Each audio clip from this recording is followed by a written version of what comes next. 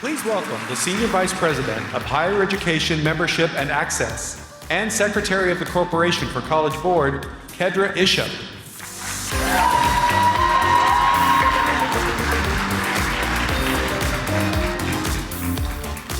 Good morning. Good morning, good morning, and welcome to you all to my other home state.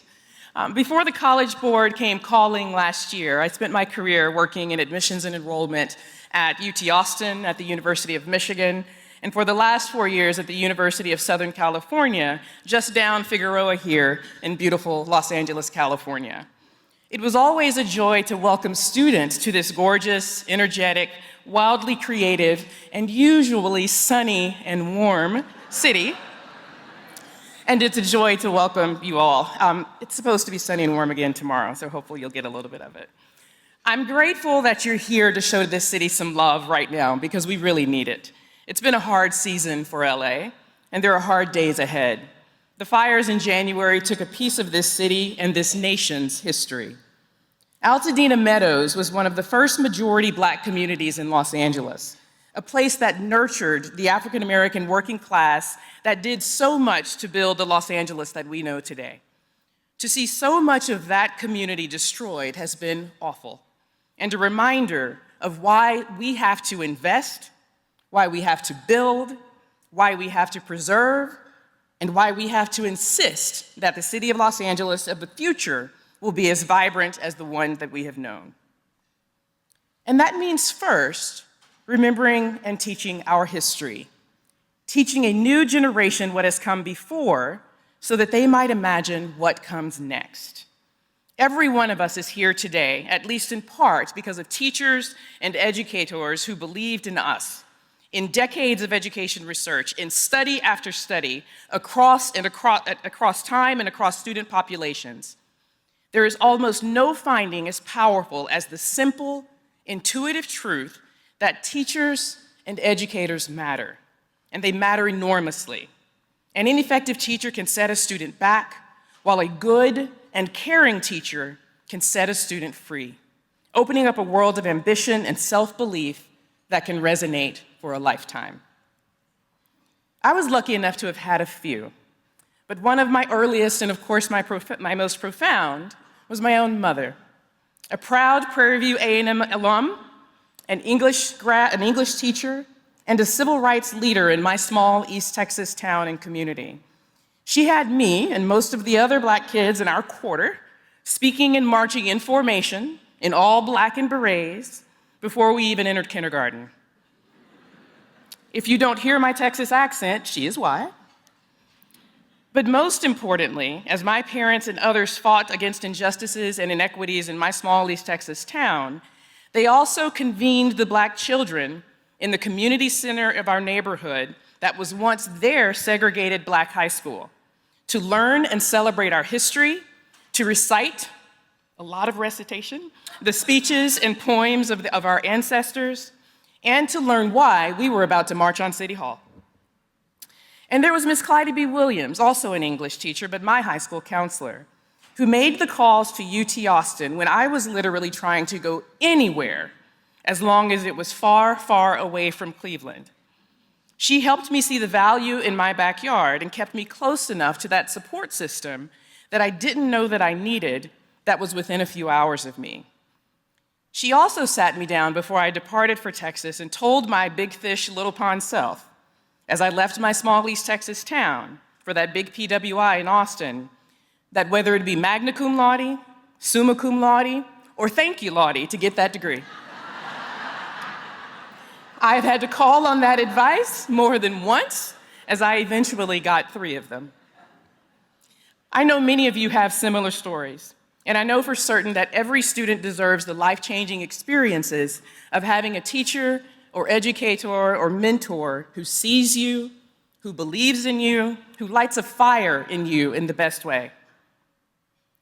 Before we introduce our panel, I want to thank and recognize our College Board trustees who are here with us today. Their leadership and commitment to providing opportunities for all students empowers all of our efforts. I'm particularly grateful for their service and commitment because before I took this role, I was a trustee. And I know firsthand that our colleagues who accept and take these roles believe in this organization and its mission to serve students, while also through the power of their expertise and experience, push us to keep students centered and to ensure that what we witnessed yesterday on this stage, the empowerment of young people to engage with their education and their history, is protected. The noise will not deter us. We're here to clear a path for all young people to own their future. Our trustees represent all of our membership groups, and it is our membership where the power of the College Board lies. Collectively, we are able to cultivate incredible leaders who expand our reach and do big things for students. Everyone on this stage this morning is working towards a world where more of our students have those moments of recognition. We're joined this morning by some brilliant educators working to make this experience more common across the country. Dr. Rashad Anderson comes to us from the esteemed School of Education at Metropolitan State University of Denver, where he's an associate professor and director of the Call Me Mr. Teacher Leadership Program, which works nationwide to recruit and mentor a rising generation of African American male educators. Sharif El McKee has been an activist, an educator, and a school leader and an advocate for Black teachers his entire career. In 2019, he launched the Center for Black Educator Development to take a comprehensive approach to rebuilding a pipeline for Black teachers, addressing everything from teacher certification policies to early grades literacy. And leading that conversation is Dr. Cynthia Glover Woods, an accomplished educator and policymaker who retired as the Chief Academic Officer of Riverside County and currently serves as the Vice President of the California State Board of Education. I can't think of anyone better to help us find the right levers and the right resources to welcome the Black educators our students need. Please join me in welcoming these three brilliant educators, scholars, and mentors to the stage.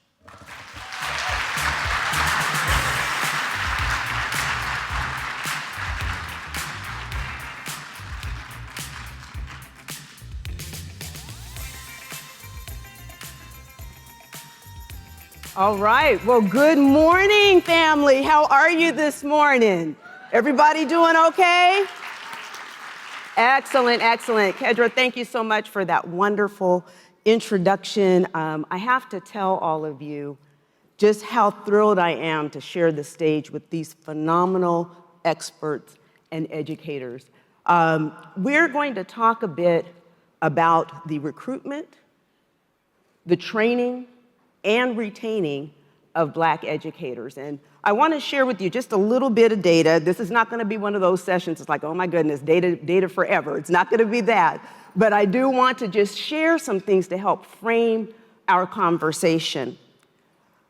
Despite Black students making up 15% of the US public school population, I want you just to guess, what percentage do you think Black teachers make up of the education workforce? You can shout it out. You can shout it out. What do you think? All right. Well, I will say, if you said 7%, give yourself a pat on the back. Now, let's delve a little deeper. What about Black male educators? All righty. I will tell you, 2%. 2%. So if you were in the 2% range, I heard zero in some of the places. Some people were like zero. They're not even out there. I will tell you, there's a fraction of a percentage. My stepson is a Black educator, so I know there's like a fraction of a percentage out there. So when you think about it in context, okay, 15% of the students in our US schools are Black and African American. 7% of our educator workforce is Black, and 2% are Black males. So that kind of sets the frame for our conversation today. That shouldn't be. Can anyone agree with me that those numbers, that math is not mathing, right? Yeah, it shouldn't be like that. So I am just beyond excited that, again, we have two experts here that have really been doing some very dedicated work to strengthen the educator pipeline in this space. I have Sharif El-Mekki, who I am just beyond excited to engage in conversation with. If you don't know him, you will want to know more of him by the time we are finished this morning. And also Dr. Rashad Anderson, who is here as well. So would you guys just do me a favor and welcome them into this space?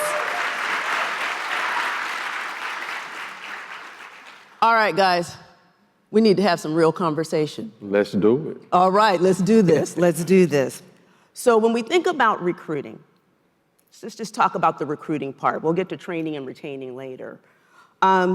We know, and the research shows, that not only Black students benefit from Black educators, but all students benefit from Black educators. And I want to just kind of frame and shape up our first question with a couple of quotes. Over the past 60 years, we know that, again, Black teachers, the research is showing that Black teachers have a positive impact on the academic, social, and emotional outcomes for all students. Now, the Carnegie Forum states that when students who are not Black don't have opportunities to be taught by Black teachers, this is what they lose, okay? The race and the background of the teacher tells them something about the authority and the power in contemporary America. And the messages influence their attitudes towards school, their accomplishments, and their views of their own and others' intrinsic worth. Now, again, this is for students who are not Black and what they lose out when they don't have opportunities to engage with Black educators. We also know Gloria Ladson-Billings, we know her, just one to be heralded in this space. She said, "It's important for white students to encounter Black people who are knowledgeable and hold some level of authority over them. Black students already know that Black people have a wide range of capabilities. They see them in their homes, their neighborhoods, their churches, they're their coaches and Sunday school teachers and scout leaders and all of those things." And she gives this question, but what opportunities do white students have to see and experience Black competence if they don't get that opportunity to engage with Black educators as they go through their educational journey? So, El-Mekki, Yes. I'm gonna start with you, sir. Okay. And you guys check out his shirt. We need Black teachers. Do we need to say anything else? He's just got it all out right there for us. You lead the Center for Black Educator Development. And I have to tell you, I was excited to hear about the Freedom School, as the Freedom School Academy, and also some work around high schoolers in kind of a CTE model with the Teaching Academy.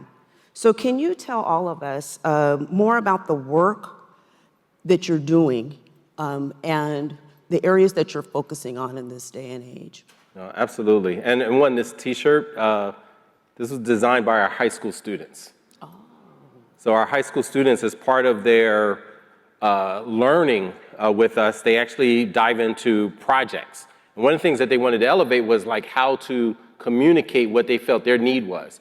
And I was sharing, earlier about, that I actually had some biases because I was giving them a hard time as they were getting ready because I thought it was going to be smoke screens and rap and IG, just stuff that I couldn't relate to.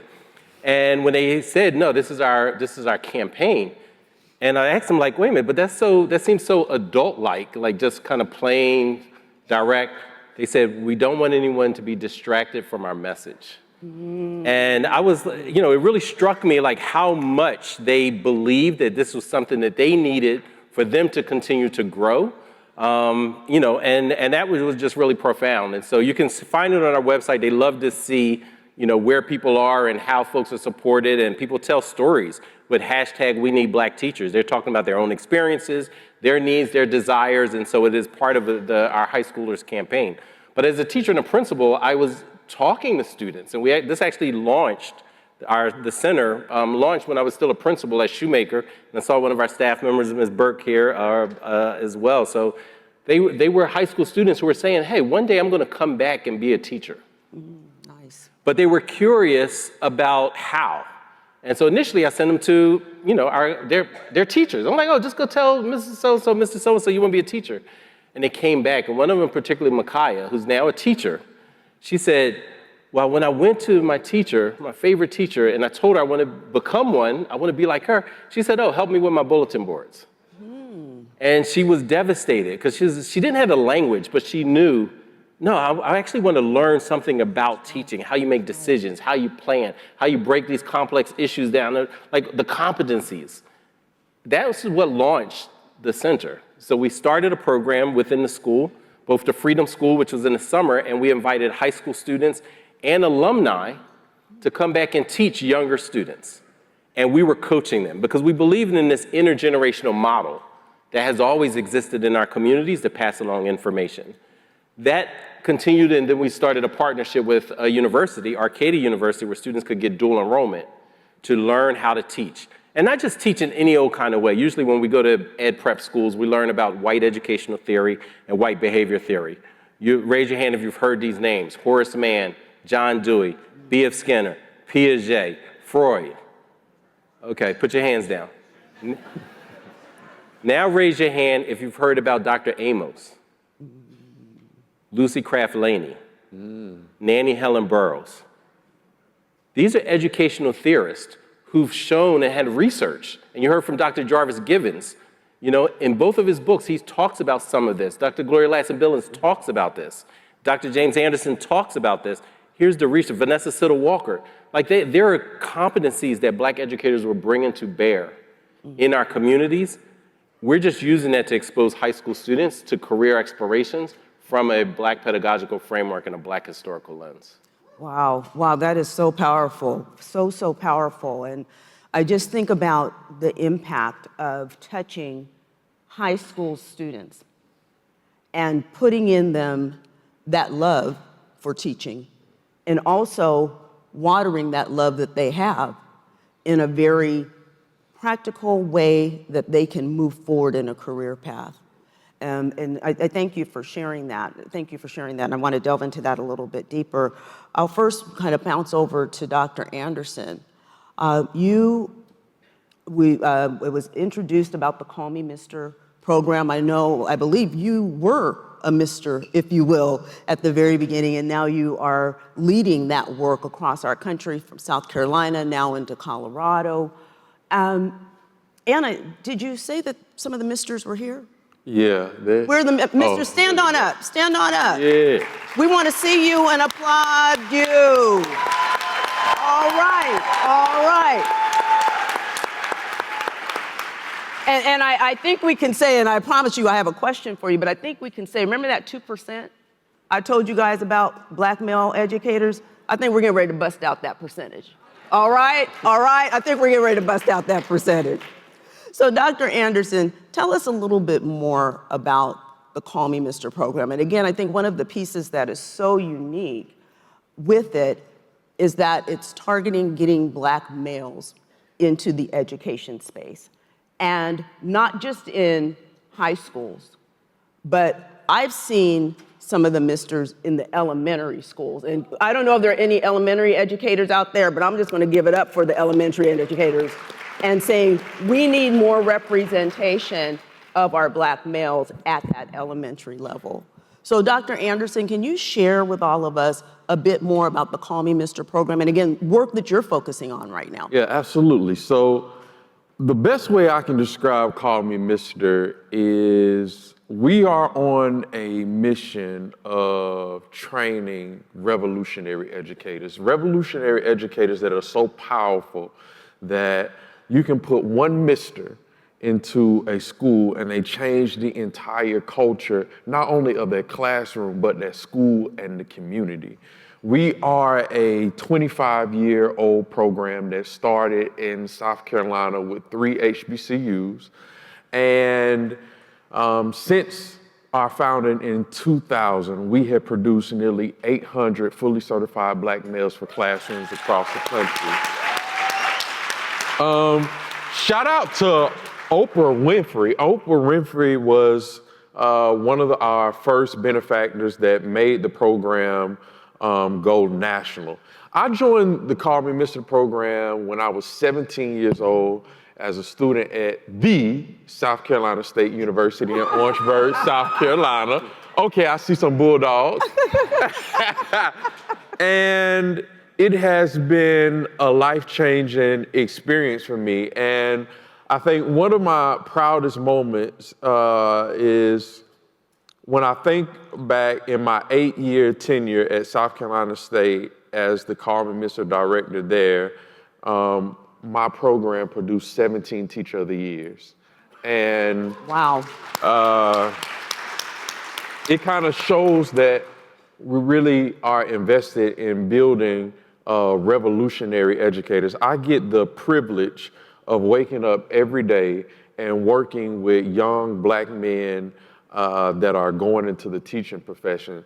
Yesterday, the missus and I spent most of the day visiting local high schools in LA, recruiting for Call Me Mister. And what I find is that when you're talking to a young Black male, you have to be so intentional about teaching. Oftentimes when you talk to them about what careers that they have, we talk about all of these other professions, but I'm really targeted in addressing students' characteristics and gifts that they have. Like yesterday I said in the auditorium, like if you have skills with working with youth, if you like being a people person, you're not afraid to speak up in front of a crowd of folks, you're very personable. These are great characteristics to be a teacher. And then you see a little light go off in the head, like, I never thought about that. Like, these are the skills and gifts that I have. And so, yeah, that's how I feel like we've been most successful. I'm really, really privileged to be able to bring Call Me Mister to the West Coast. So we're doing some big work. Yes, yes. I tell you, I definitely want to see it on the West Coast as well. And I appreciate what you said. And I have to just, again, reflect a little bit. And this isn't one of these questions that you need to shout out or anything, but even for family in the room, how many of us, especially if we're Black educators in the room, lift up the field of education with our own children or nieces, nephews, godchildren, and say, as we're talking to them about what their adult life would be, that teaching is an honorable and viable profession to go into. And I have to be honest, and I hate to be honest, and I think they said they're recording this too, and I don't know, but I will just say, I had to reflect on my own actions. And as I've talked with young people and talked with my own children, we've talked about all kinds of other career fields. And I've been an educator forever. And my mother was an educator. And I didn't really push, you should go into teaching. You should go into education. There's so many things and so many ways you can impact the world by touching the lives of young people and really putting that forward. So my question to both of you is, what is it that you say when you're engaging with young people to help them know that serving as an educator and as a Black educator is necessary? I would venture to say it's a moral calling, and it's something that they should seriously consider as we talk about considering all of these other career fields. Elmeki, can I start with you on that one? Yeah, absolutely. I mean, it's something that it's one of my big regrets as a teacher for a decade, where I'd never had explicit conversations about exploring. And not saying, hey, you got to become a teacher, but just opening the idea up. And it wasn't until later when I was supporting a group of Black men educators. They were from all over the country. We were all working in Philadelphia. We were successful, master's degrees and above, relatively good-looking men. We were doing our thing.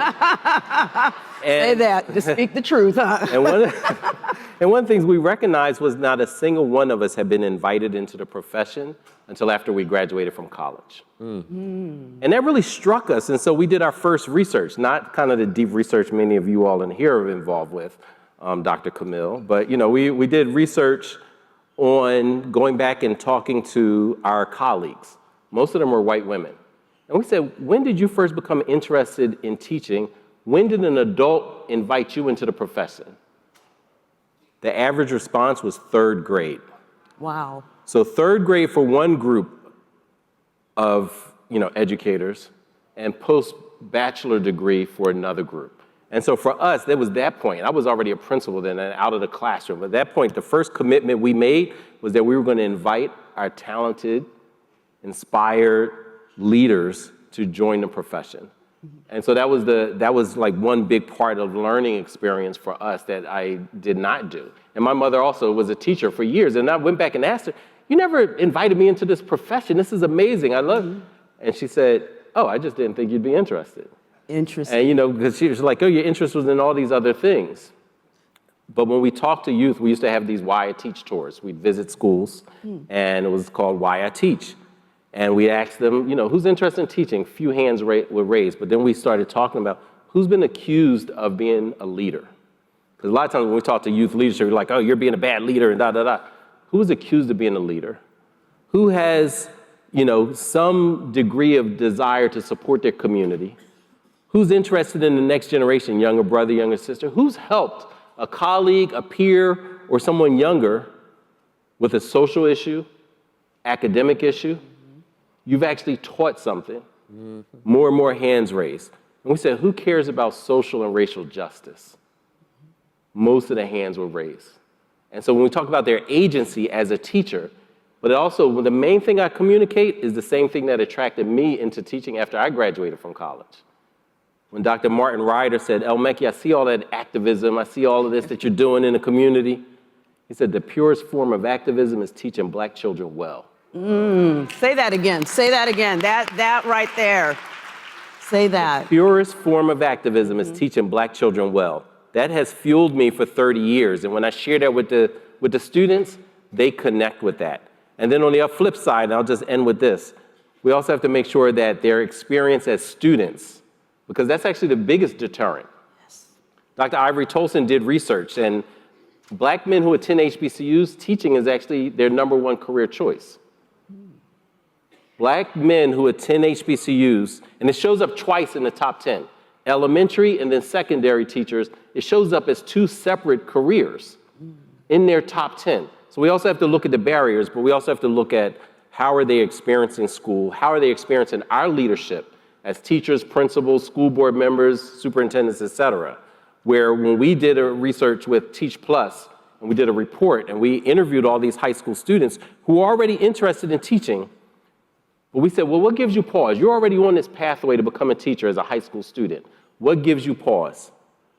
They said, well, I have some teachers who I would not want to be their colleagues in the future. And that gave me such a punch in the gut.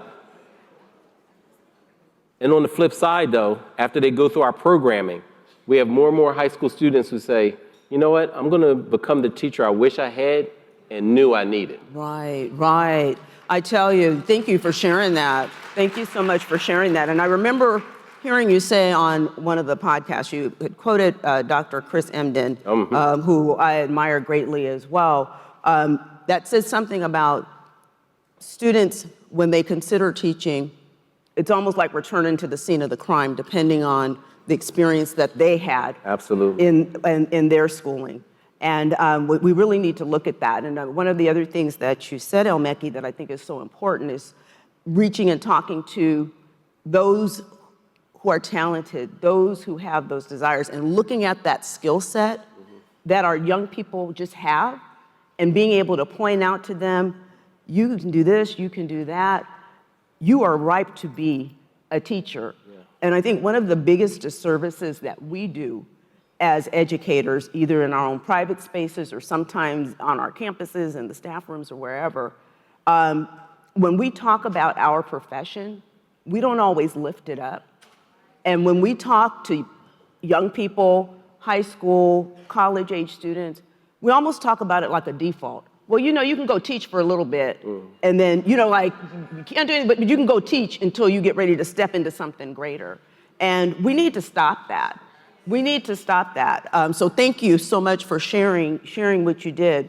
Dr. Anderson, how do you engage, especially young Black males, to want to do this work? Yeah, so I'm churchy, grew up in the church, and so when I'm going into a high school, I tell the kids all the time, teaching is a calling. It is akin to how a preacher how a preacher is called to the pulpit.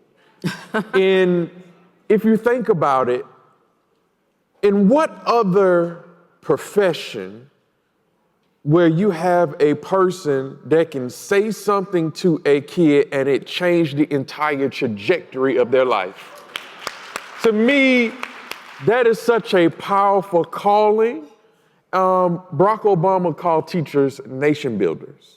And that's exactly what teachers are. Teachers are nation builders. And so when I'm going in a crowd full of young black males, and I say that all of these characteristics that you have, your peers call you a leader. There's some type of gravitational pull that you probably don't even know that you've been pulled into the classroom. And I'm here today to tell you and confirm for you that this is the profession for you. Because just like you had a teacher that inspired you and taught you skills about how to be a man and you want to give to the community, you can do that too for your same community. Preach, And so when we tell them that, they get lit up and they get fired up. And that's what I need. I saw so many kids. We went to Crenshaw High School yesterday. And I remember I did an analogy, and I said that there's some people in the room that have different visions. You have some that have a vision like that of a turtle, and you have some like that of a giraffe. A turtle and a giraffe can occupy the same space, but because of the level of their vision, they don't see the same. Mm-hmm. You see, the turtle can only see their current situation. The turtle can only see what's right in front of them, their family situation. But you see, a giraffe can see what their future is. Oh, you see, don't get me started. Don't get, all right, you Dr. Anderson's get me taking us to started. church You should take up some collections right now. Pass the bucket, pass the plate. Do something. Let's go. You know what I mean? Go on now, go on now. Call me Mr. is raising funds right now. Let's go. See, and this is how you know when you have people who are dedicated to the work, they can take it right there. But imagine somebody like that leading a classroom. Come on now. And that's the cultural connection that often people may not have. And and if they've only been developed with one pedagogical framework. Mm-hmm. And armed with that, and then come into communities of color, don't know you, I don't shop around you, I've never lived with you, I don't relate, I hop into your school, I parachute into the school, I rocket ship out and at 3 o'clock. That's it, before sundown. And I've never engaged in that kind of level of understanding. How do I reach this child and what buttons to push to help this child access? Because too often people think teaching is just about the content. Teaching is about leading and inspiring and content. Absolutely. Yes, it is. Yes, it is. And that's a great segue into the next point of our conversation, which is around training and retaining. Everybody say training and retaining. Because there can be all of the efforts from here until eternity to recruit and get people into the field. But if we're not able to keep them in the field, we're just in a vicious cycle. We're in a vicious cycle. So to kind of set up that part of the conversation, I'm going to share, again, just a little bit of data. I promise you this is the last data set for the morning, all right? Last data set for the morning. Based on an analysis of federal teacher survey data from the U.S. Department of Education National Center for Education Statistics National Teacher and Principal Survey, they're citing a source there, the proportion of black teachers has dropped by nearly a third from 8.6% of teachers in 1990. Some of y'all might not have even been born in 1990, but we won't talk about that right now, okay? From 8.6% of teachers in 1990 to 6.1% in 2020. Now, let me just ask you guys, before I give you this last data point, do you think the proportion of teachers of color have gone up over the years or down? Okay, I hear a lot of down. So now, in contrast, that wasn't a clue to the answer. In contrast, the proportion of teachers of color overall has increased dramatically since 1987, from about 13% to 20%. And there are more new teachers are teachers of color today than there were 30 years ago. So the proportion of Black teachers has gone down. But the proportion of teachers of color has gone up dramatically. So when we think about the training and the retaining, a couple of points that I saw in just doing some reading.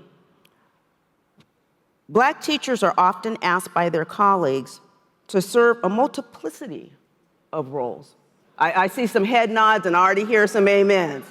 I don't even think it falls under other duties as assigned. I was hired to do this, but I'm being asked to do a whole lot of other stuff. That multiplicity of roles, educator, discipline enforcer, cultural translator. So, again, when we think about training, which is the support, and we think about the retaining, we have to look in these areas. So, Dr. Anderson, I'm going to start with you and then come to El-Mekki. What do you think can be done to counteract this decline we're seeing as we're getting Black educators into the field? What can we do to keep them in the field? There's a few things. First off, the school building has to be committed to being anti-racist. You gotta have an anti-racist environment.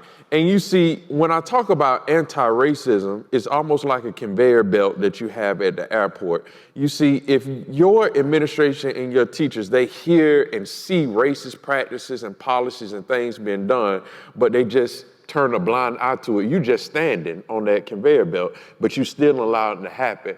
What we want in the school environment is that for anti-racism, you got to actively walk against it. And that's one of the most important parts. You got to have an anti-racist environment. I think number two is affinity groups for Black educators that are in that space. It is lonely. When I first started teaching at the elementary level, I was the first Black male that school has ever had in its 60 years existence. Wow. Out of the entire district, there were only 3 Black males that were present. And so having affinity groups for Black males that are in the district are very helpful. Another thing, you said about Black educators, they have multiple roles. The thing is that the administration need to elevate those Black educators that are in their school buildings and put them at the leadership tables. Allow them to be a part of the big decision making and make sure that you give recognition for all of those teachers that are going over and beyond the call of duty, because everybody wants to be appreciated. And then finally, hire more Black teachers. Mm-hmm.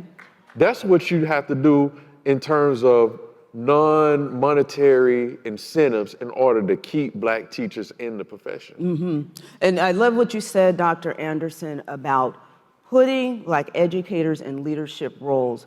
That multiplicity of roles that I shared, those are the things like they bring the kids to the classroom and you're talk to this one or talk to this family, but why not have those seats in the spaces that are making those decisions on how the schools are run, how things are structured, what should happen in the classroom, on the leadership teams, on the great department leads, and all of those different places and spaces. So it's not just recognizing, again, the greatness and impact of being able to, in the classroom, each one reach one, teach one, but to also sit in those seats of leadership where, as decisions are being made, those voices are heard and bringing that perspective on what would be best to serve Black students, and ultimately, as they say, a rising tide raises all boats, all students. El-Mekki, what is your take on this? Yeah, no, I think this is a really important piece, as you both, articulated. I think we actually start conversations with districts with the retention. It was a time when we first started 5 years ago. I mean, districts were reaching out to us nonstop. I need a black teacher. I need a black teacher. Like we're not Oprah, where you're like, you get one, you get one, you get one. And we actually, I remember having a conversation with a charter network and said, like, listen, I don't have black teachers in my back pocket. I was frustrated. Like, I was like, but we do have a model where you can help and support and grow as well as retain your own.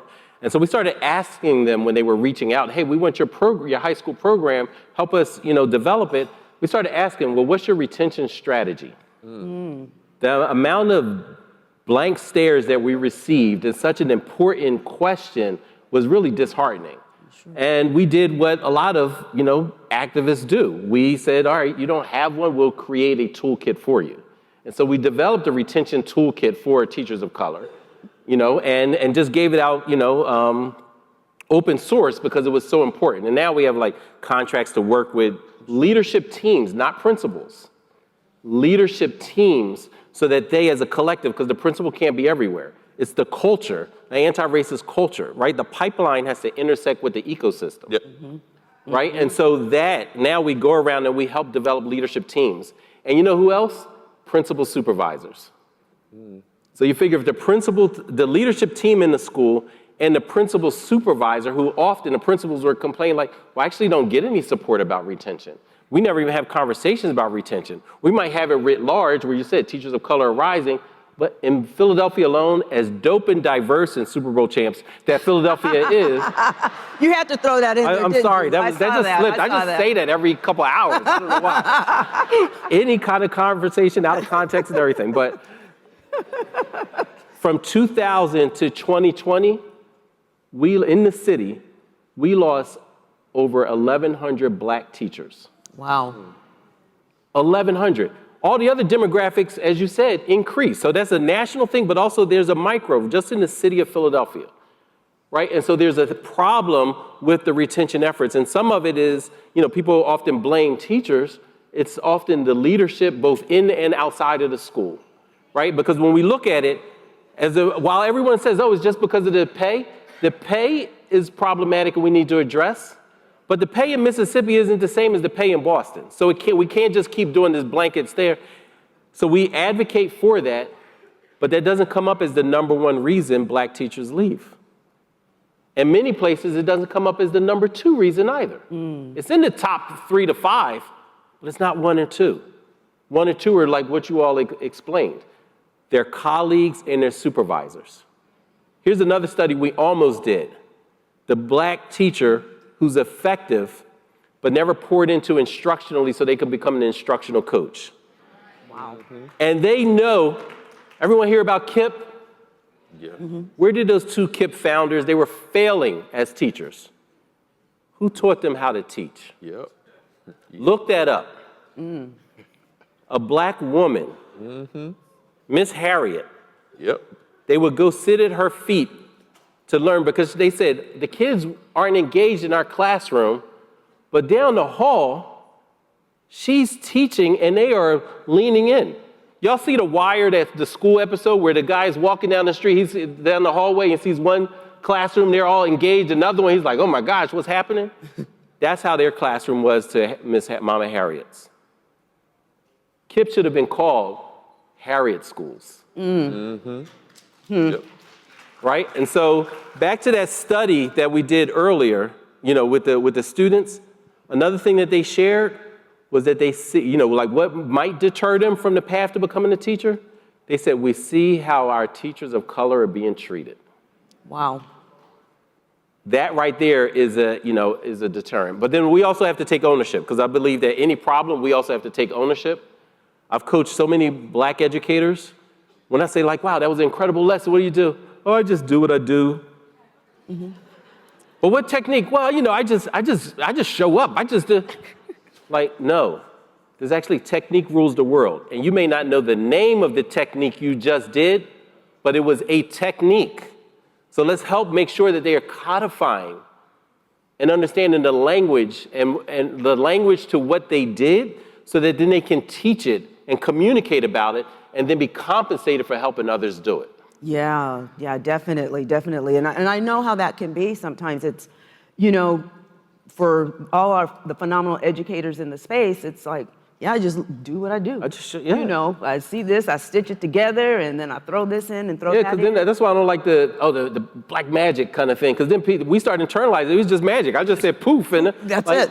Like no, No. You actually learned, and you know what? Somebody taught you. Somebody modeled what you did. When you use proximity, when you have the stare, when you touch someone, that's why in a church or some other congregation, we all got aunties that never went to any ed prep program, but can command the whole space. That's right. And then we got others who paid tens of thousands of dollars to learn all of it and can't do none of it. Right, right, right.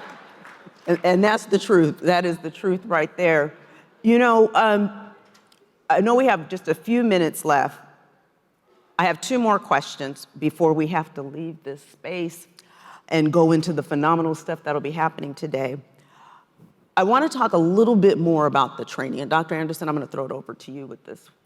As you're working in the Call Me Mr. program, there's certain training, there's certain things that you do to build the capacity of the misters to be able to go into those spaces, in those classrooms. Can you give us a little bit of insight as to what that training looks like? You don't have to get into explicit detail, but what are some of the main tenets? So I've been in teacher education now for almost a decade. And one of the things that I've realized is that there is a mismatch between what is taught and expected in college versus how the actual schooling environment is. And so oftentimes, like, I'm very tough on the misters. Like when I expect things to be punctual. I expect you to do your best work every time that you do it. I tell them you have to learn how to deal with people that you don't like, but you got to work with, because that is what a schooling environment is all about. I often get on my colleagues about when you have these education majors that are coming to your class and you have these flexible due dates. Principals don't have flexible due dates. You know, you allow students to come 30 minutes to class. You can't do that when you go into the school building. And so there's a level of expectation and excellence that I have for the misters when they're going through college, that I'm preparing them to succeed in imperfect situations, because schools sometimes, they're not perfect.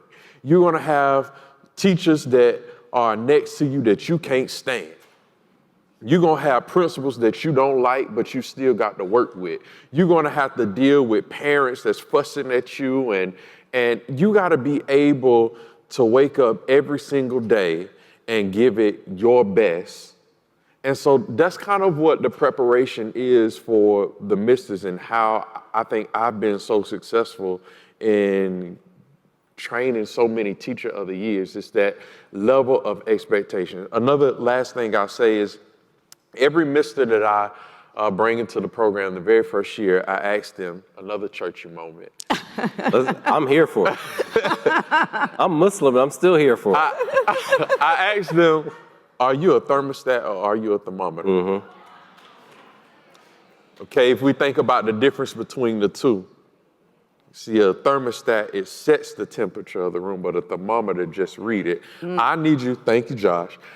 I need you that whatever room and environment that you are, to be so powerful, so dominant, that you be in so command of your classroom, that you set the temperature, not in that classroom, but that whole school building. Everybody will sit and look like, how in the world can this student come to your class to sit down, behave, get an A in your class, but go right next door and act up? That's what I want. Yep. You know, and just to pick up on that, as I've, this is my 32nd year, and, going from coast to coast, the professional development, billions are spent in professional development in this country, which is crazy to think about the outcomes that we have, but that's a different panel conversation. The amount of white teachers who told me, even with all my formalized training, some of the best professional development I've received is being in proximity to Black educators. I believe. Not one, not several, many, across state lines, across county lines. So it's been, so there's something about this, what I'm gonna shout out my sister, Dr. Koso-Lassane, what she calls the Black teaching traditions that are present, that are used. And Gloria Ladson-Billings, talks about this. A lot of people are like, cultural competency just means, I have so many classrooms I've visited, it's just a picture of Malcolm X on the wall and then poor teaching. Right. Or this idea of like, oh, trauma-informed means, okay, Raheem, oh, yes, Raheem, oh, okay, Raheem. Like, no, it's high expectations and high level of support, is deep content knowledge and cultural responsiveness. That's what the cultural proficiency is. It's those three components. We start with high school students, because high school students can grapple with these ideas and concepts. And so they're taking the courses, they're learning about, one of the competencies, I was talking to Dr. Camille about that we shared about this ethic of care. That's a competency where I remember my teachers as a kid, they were like, I'll be successful if you're successful, and you're successful if I'm successful. It's a different thing to get a degree and a certificate in classroom management. It's a whole nother mindset, and mindsets matter most. Whole nother mindset about developing a community of care, a culture that's positive and effective. That's very different than managing human beings and leading human beings.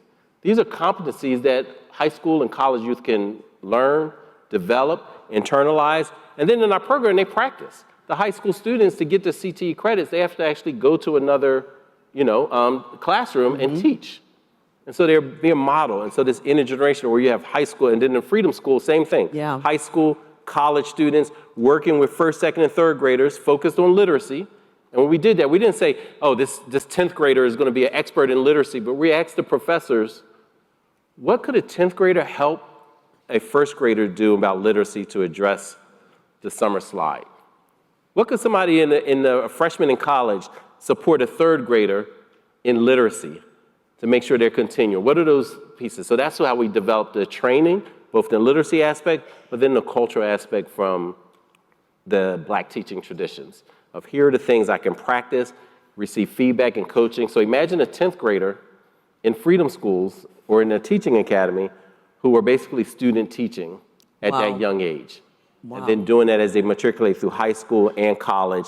And then we want to send them over to Dr. Anderson to continue to be developed and cared. And then lastly, I would say the training starts in high school, but we have to protect and support, and that's why I'm so honored to be here, our HBCUs. Yes. Many of them started as the places to help effectively develop the Black teacher pipeline, and many of them have been decimated over the decades, underfunded, stolen from, and many have closed down. If you look at like how many we've actually had to where we are now, and if we're not careful, that trend could also continue and will also impact the Black teacher pipeline. That is so true. That is so true. You guys, I have to tell you, we are out of time. I just can't believe it that this time has gone by so quickly. But the thought that just keeps coming to my mind is India.Arie's song, There's Hope. And when we leave out of this space, I want everyone to think of what it is you can do to strengthen the Black educator pipeline in recruitment, either being an example or lifting up the profession in training, getting into those mentor spaces, really mentoring new teachers coming in leadership spaces, and retaining and providing that support. So if you will, join me in just giving a big round of applause to Dr. Anderson and Elmecki. I need more time with you guys. I need more time. I'm like, we can't be out of time. This can't be happening. Oh my goodness. And so we just wish you all a wonderful, wonderful conference today. There are a lot of phenomenal sessions. I know, Dr. Anderson, you got quite a few different sessions going on. I don't think you're gonna be able to tell them about it because it says we're out of time. No, I just want to do a shameless plug real quick. We just started a new podcast on YouTube, Why Black Men Teach. You can follow on YouTube at Mile High Misters. But we're just trying to get that shared out so that we can see more young black men that's on social media to see these clips, inspiring stories, so that we can get more coalition of more black educators, because we need black teachers. We need black teachers. Enjoy the conference, everyone. Thank you so much for your time.